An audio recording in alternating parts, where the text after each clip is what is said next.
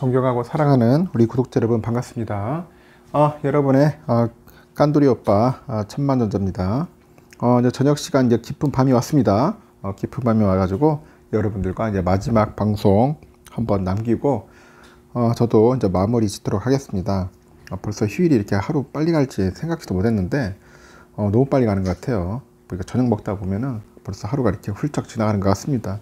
여러분들도 어떻게 잘 보내셨는지 모르겠네요. 아주 즐거운 시간을 보내셨으리라 믿고 항상 늘 여러분들의 댓글 잘 보고 있습니다. 또 오늘 뭐 1주년이라고 해가지고 여러분들의 그 애정어린 댓글, 격려의 댓글, 또 감사의 댓글들도 많던데 감사히 제가 받을게요. 여러분들의 마음을 받고 내일 한번 시간이 된다면은 저녁에 한번 라이브를 하든지 한번 해보도록 하겠습니다. 하여튼 오늘은 그 편히 쉬십시오. 편히 쉬시고 마지막 방송은 천만 오빠랑 같이 하셨으면 좋겠어요.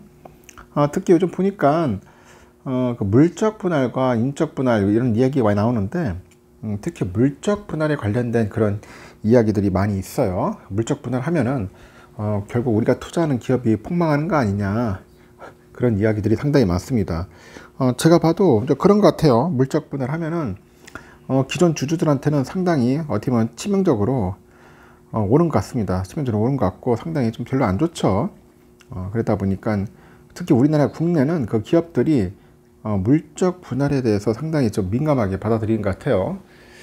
하여튼 물적 분할 될 수 있으면 안 하면 좋은데 왜 자꾸 기업 오너들은 그런 식으로 해가지고 자기들의 이익만 남기려고 하는지 상당히 이해할 수가 없어요.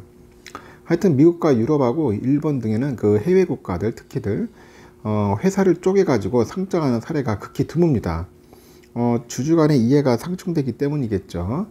하여튼 기존 그 기업 주가가 크게 이제 하락하기 때문에 금융감독기관의 허가를 이제 받기가 힘들어요. 힘들고 기존 기업의 이제 소액주주들로부터 그 대규모의 그 집단 소송을 당할 위험도 있어요. 대규모 집단 소송 당할 수도 있고, 그리고 모회사 주주들이 이제 집단 소송에 나설 그 리스크를 피하기 위해서라도 미국이나 뭐 유럽 지역에서는 그 모회사하고 자회사의 그 중복 상장을 피하는 거예요. 중복 상장을 피한다. 일단은 그 미국을 보면은 그 대표적인 업종 다각화 기업인 그 제너럴 일렉트릭이 있어. 제너럴 일렉트릭이 그 GE 헬스케어하고 GE 캐피탈 등 그 가전과 전혀 다른 업종을 그런 영위하는 그 자회사를 두고 그 있음에도 불구하고요. 그 모든 그 모회사의 GE의 그 100%인 자회사죠. 자회사인데 상장 기업은 그 모회사가 GE가 상당히 유일하다. 그렇게 보시면 될 것 같고요. 그 2015년 8월에 알파벳이라고 있어요. 여러분 들어봤겠죠? 알파벳이라는 기업이 있는데 이 알파벳이라는 그 상장 지수회사를 설립한 후에 그 이익의 100%의 자회사가 된 구글이야. 구글은 여전히 비상장입니다. 여러분들 구글이 상장회사인 줄 알고 있는데 구글은 비상장이다. 그 구글의 모회사 알파벳이 유튜브 등 수많은 자회사를 보유하고 있는데 그 상장사는 지사에는 알파벳뿐입니다. 그래서 미국이 그 법적으로나 그 거래소 규정에서 모자회사의 동시 상장을 명시적으로 금지하고 있지는 않지만은 그 대부분의 기업들이 이제 단일 상장 기업 체계를 유지하는 이유가 뭐냐, 그 계열사 그 복수 상장 시에 이해상충에 따른 그 자회사의 주주의 그 민사소송 제기 등의 그 법적인 위험을 감당할 수가 없어요. 감당할 수가 없다. 그래서 미국이나 유럽 기업들은 그 기업 분할을 할 때는 주주총회의 그 의결을 위해서 그 분할의 그 취지나 뭐 효과, 관련 위험에 대한 정보를 주주들에게 공시를 합니다. 그리고 사회이사를 중심으로 해서 그 특별위원회 자문과 권고의 영향력도 상당한데 실제 2017년에 페이스북 또한 특별위원회 자문 공고에 따라서 주식 분할이 상당히 무산된 바가 있죠. 하여튼 이런 그 일반 주주 이익 침탈 방지 제도 때문이라고 합니다.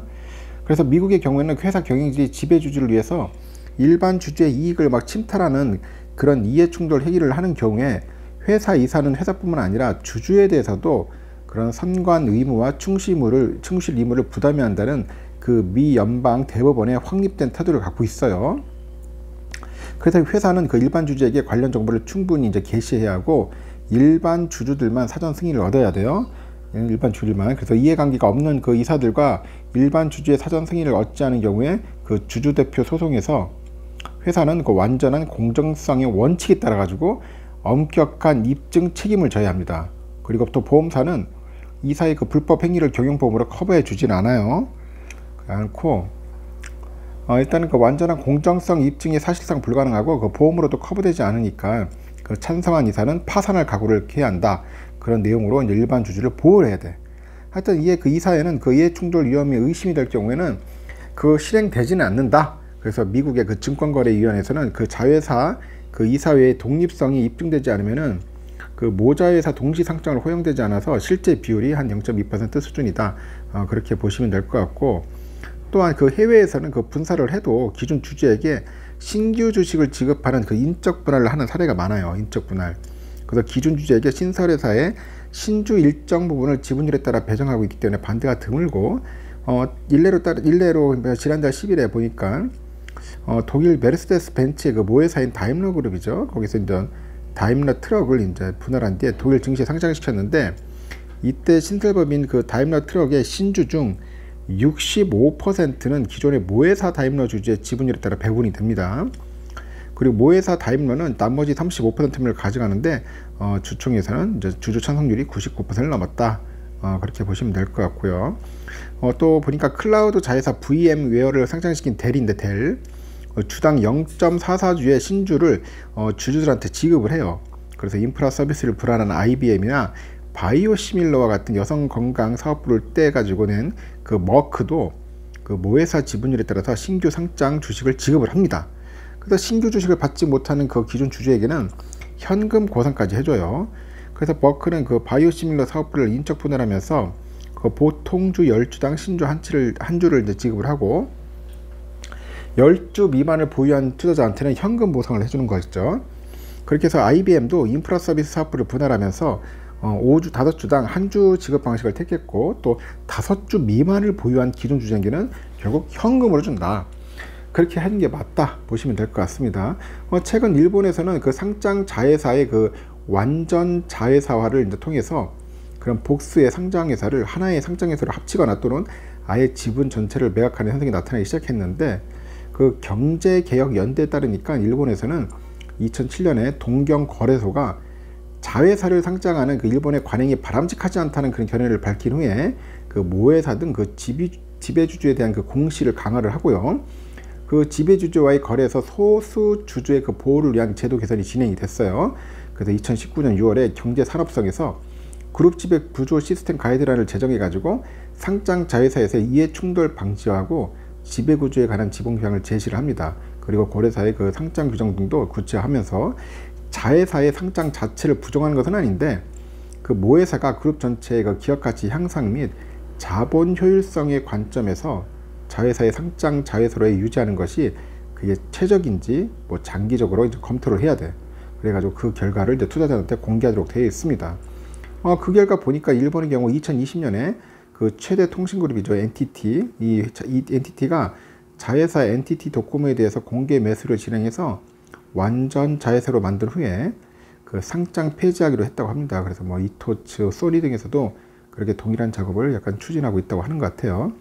하여튼 요즘 기업들이 이런 식으로 해가지고 가능한 인적 분할을 해가지고 투자자들한테 투자자들이나 주주들한테 될 수 있는 피해를 안 주려고 하는데, 우리 한국은 전혀 그렇지가 않다는 거죠. 전혀 반대로 가고 있다니까 주주들이 상당히 좀 피해를 많이 보는 것 같습니다. 그래서 특히 삼성전자에 관련된 특히 주주들, 투자자분들도 걱정하는 것 같은데, 아직까지 삼성전자에 관련된 뭐 물적 분할 관련된 건 없어요. 특별히 뭐 인적 분할 관련된 이야기도 없고 하니까 그 부분에 대해서는 뭐 벌써부터 걱정하고 고민할 필요가 없을 것 같아. 쓸데없는 걱정과 고민은 자기 자신을 굉장히 피폐하게 만드는 겁니다. 너무 걱정하지 마시고, 그 부분에 대해서도 삼성전자는 내가 볼 때는 굉장히 심사숙고할 겁니다. 왜냐하면 그 주주가 대부분 보면은 외국이라서 외국인들이 가만히 있지는 않을 거예요. 가만히 있지는 않을 것 같으니까 너무 크게 걱정할 필요는 없을 것 같습니다. 하여튼 이렇게 뭐 툭 하면은 그냥 물적 분할 해가지고 경영진들 유리하게 만드는 이런 시스템부터 빨리 고쳐야 할 것 같아요. 법적으로 뭔가 제재를 하든지 뭔가 해야지, 안 하면은 자꾸 이런 식으로 해가지고 주주들 피해보고 이렇게 되면은 누가 솔직히 코스피에 있는 우리 국내 기업들에 투자를 하려고 하겠습니까? 잘못된 것, 뭐 관행이나 악법이나 이렇게 뭔가 하여튼 법을 요리조리 피워나가는 그런 잔머리 굴리는 것들은 빨리 차단을 해야 할 것 같습니다. 하여튼 뭐 물적 분할, 인적 분할 관련된 이야기가 많이 나와서 제가 한번 얘기를 하고 한번 해외 사례들을 한번 설명을 했는데 잘 이해가 되시는지 모르겠어요. 하여튼 제가 볼 때는 삼성전자에 대해서는 너무 여러분들 크게 걱정할 필요 없고 미리부터 이렇게 고민할 필요 없다. 그 말씀을 꼭 드리고 싶어서 제가 마지막 영상을 남긴 겁니다. 나중에 또 혹시라도 그런 내용이 있더라면은 여러분들께 다시 한번 신속하게 전달토록 하겠습니다. 편안히 쉬시고 내일 아침에 또 뵙도록 할게요.